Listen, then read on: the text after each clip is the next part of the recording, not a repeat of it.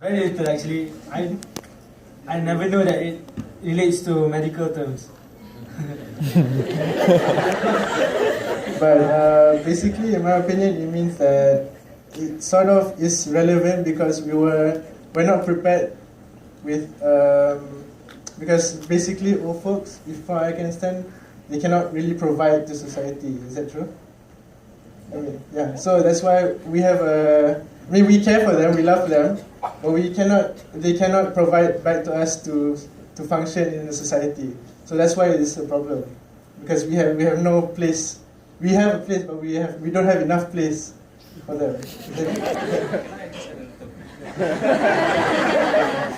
Actually, we do have a place. But whether we want to provide the place or not, that's another matter. You know, that is why later on we will elaborate more on the impact on the economy. Alright, where we will also talk about what can we do about it. How do we overcome that sort of problem? But just to share a little bit on this issue of dementia again, I just give you some statistics, just to give you some rough idea, you know, how bad it is, you know. And even I think I am also suffering from dementia now, because that's why I asked you what is the next question, I can't remember. Okay, just to give you some idea, yeah. Dementia in the UK costs about 17 billion pounds per year. So that you are talking about 540 pounds for every second in the UK. And 1 in 3 people will live to develop some form of dementia. 1 in 3 people. And 700,000 people in the UK are affected by dementia. I don't know how many people suffer dementia in Malaysia, because we don't have the statistics on that, unless, Soraya, you have any idea of that? And over half have Alzheimer's disease. See, it is very, very bad. And dementia affects 1 in 5 people over 80 years old. So it is quite bad, you know. So of course, as I mentioned earlier, this is relevant also because with regard to the medical care and the support, we need to provide that. And pension funds are also increasing their contribution, because you see, as you get older, you don't work, right? So they will then what is the income? The income will be from the pension fund. Now, who provides the pension fund? Now, yeah, the government. All right. So when they claim from the pension fund, now for these retired people, either they pay less tax or they don't pay tax at all, because they're already retired. Like me, I don't pay tax anymore because I'm retired. Right? So there is no tax revenue to the government. Right? So less revenue. So this is again one of the impact of longevity. We'll talk about more impact later on. Now that you mention it, what are the impacts on the economy? Mr. Alex and Ms. Raya?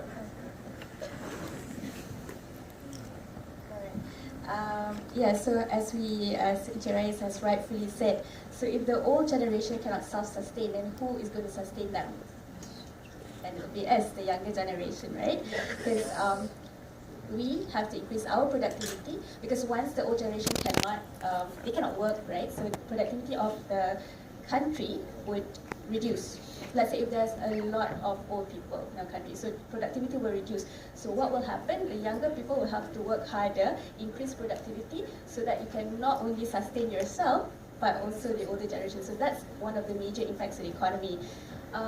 What about impacts to yourself as a younger generation? Like we've said, people are living longer. So let's say you expect now to live up to 75, but and you save up so that you can live up to 75. But what if you live up to 90? So then you don't have enough retirement funds to support you. Also the medical costs. Medical costs, as I think you are very aware, it's increasing every year. So once you get older, then your health deteriorates and you have to incur all this medical costs. So that's another thing that's another impact, and also another thing to think of. So the main impact to the economy would be lower GDP. Then what's the impact to the younger generation? You have to increase your productivity. So we have to find ways to be efficient, productive, so that we'll be able to support both our older generation and also ourselves and our future generation as well. Right. Anything to add? Yes, I would like to add a bit more. Well, what you have mentioned is just correct. Okay, now before we go any further, I would like to mention here that, whilst the life expectancy overall, yeah, throughout the world has actually improved tremendously over the years, over the last probably, 50 years, more than 50 years, you know. But then again, you have to bear in mind that in some countries, especially in the European countries, in the Western countries, whilst the life expectancy has improved, there has been a decline in birth rates. All right.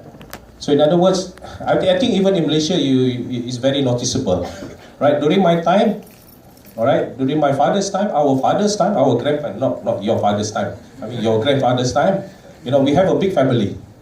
We have 10, we have 13, 15 in the family. In my case, I have 9 in my family. But for me, I have only 2.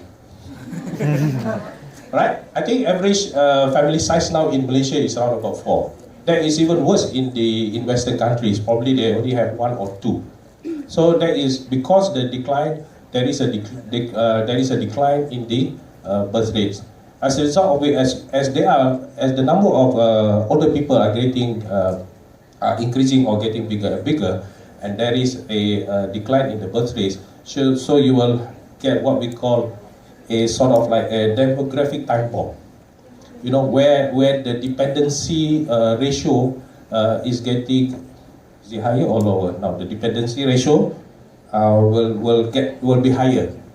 So in other words, you have people who are dependent on other people. All right. Now, when we talk about dependency ratio, I just want to give you some idea what is dependency ratio. Okay. In general terms, it means people who are dependent. All right. Now, there is not to say a definition as such, but to get a good idea, is dependency ratio is you take the ratio of the number of dependents over a population. So who are the dependents? The dependents are those aged 0 to 14, because from 0 to 14 you don't work, right? So you are dependent. And then you take the people who are aged 65 and above, because once they retire, so they become dependent. Then you divide by the population aged between 15 to 64. That is what we call the dependency ratio. All right. So what are the impacts?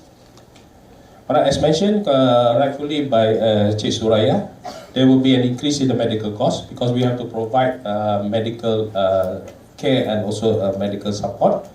And as a result of which, there will be also an increase in government spending on healthcare and also pension. I think you also mentioned pension just now, right? Because they don't pay tax, so revenue to government will be much lesser. So the other cost, maybe those who work may have to pay higher taxes, because now the government's tax revenue has substantially reduced. So one way of tackling that problem is to increase tax. Now, what happens if you were to increase tax? You increase tax to those working people. You know what will happen? So, they will get angry. They will get angry. Of course, they will get angry, and they will become disincentive. So they don't have the incentive to work anymore, because I work hard and I pay a very high tax in order to take care for the elderly people.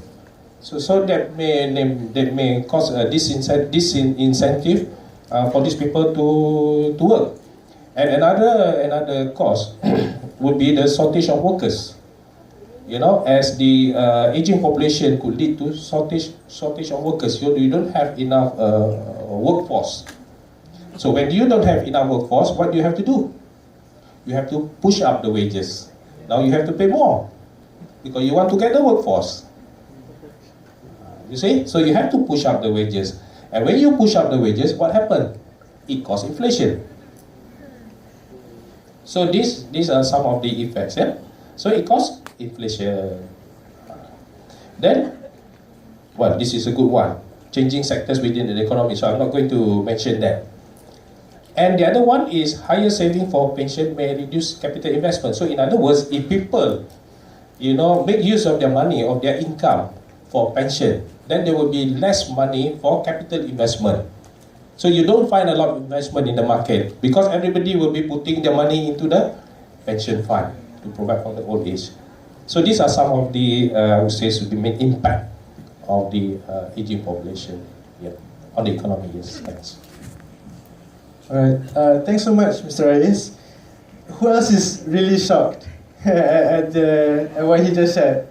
Who else is like, wow, I never realized that this problem was like old age could actually affect to so many issues that we complain about today. Like you mentioned, indirectly longevity can cause tax increase, can cause us to work harder, can cause us to have to work harder for less wage. So many things that we complain about that in our country right now to the government and all that, but we never realize that because of things like this, it is an issue. So, this which leads us to our next question: how do we overcome it? So this question is to Ms. Soraya. So how do we overcome it? So if you're currently a senior citizen, how do you overcome it? You can't overcome it because you're already old. But one of the ways you can do is try to have a healthier lifestyle so that you can lower your medical costs. But what if we are young? What do we need to do to overcome this? So one, we have to increase awareness. I'm sure all of you are actuarial students, right? So you learn about longevity, you learn about pensions, you learn about annuities, life insurance. So one is to educate, or not just to educate yourself, but also others, your community. One is to increase awareness among the people, so that they know they have good retirement plans, have enough savings, buy medical plans, because those are the important things that can equip you for a good retirement in the future. Actually, I don't know whether you've heard of this, but there are 4 pillars, 4 pension pillars. So these 4 pillars can support you throughout your retirement. So what are these 4 pillars? One is actually social security. So that one is purely help from the government, but I don't think we really have that here in Malaysia, not really. Secondly is either pensions or annuities. So that's if you're working with the government, that could be the pension provided by the government, or if you're working in the private sector in Malaysia, we have the EPF. So the EPF partly is from your own salary, partly is contributed by your employer. So that's the second pillar. So the third pillar is in your own investments. So this can be your investment in, let's say, shares or bonds, or maybe mutual unit trusts or mutual funds. Yeah.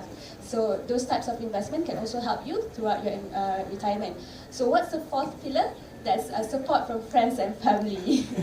So when all others fail, so that's the fourth avenue for income for retirees. So that's basically what. Okay, if I may just add a little bit on that, what she have just mentioned is actually